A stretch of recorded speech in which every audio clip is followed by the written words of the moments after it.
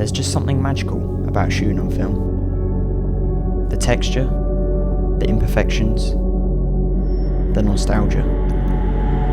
It's a look that's hard to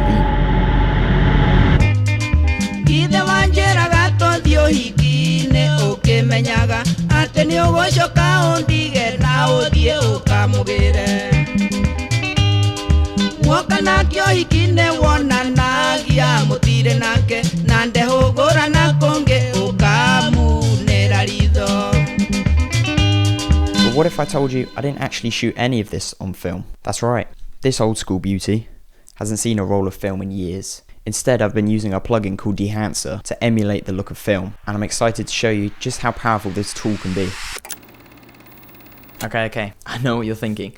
Dehancer isn't exactly new. In fact, it's been out since 2014, but it's constantly been evolving since then. In fact, it feels like every month I have a new Dehancer update to do, but for those who haven't heard of Dehancer before, here's a quick summary of what it is. Dehancer is a powerful plugin that mimics the look and feel of real film. It's packed with features like film grain, halation, bloom, and even options to emulate specific film stocks like Kodak, Fuji, Cinestill, Ilford, and many more.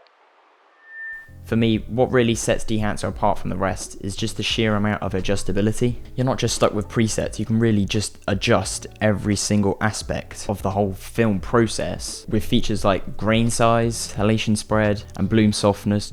On a typical project, I'd usually start with color correction, move on to my grade, so that's doing like this little creative looks, and then I finish up with Dehancer just to complement the footage and the grade, just pushing it to that next level. If I'm being honest, the film stock presets are pretty cool, however, not something that I've used regularly because I'd rather just create my own look and then use Dehancer just to complement the footage. That subtle halation and how the grain embeds into the footage, or the way the colours feel so rich and organic. But of course, no tool is perfect, so let's talk pros and cons. First up, it's incredibly versatile. You can create so many different looks with it, whether you're going for something subtle or really dramatic. Second, it's intuitive. The interface is really clean and the sliders make it super easy to find what adjustments that you need to make, with results that personally I find have been closest to actual film. Plus, compared to the cost of film, it's a lot more affordable in the long run. But of course, Dehancer isn't exactly cheap. The rendering times can be a bit slow, especially if it's a larger project.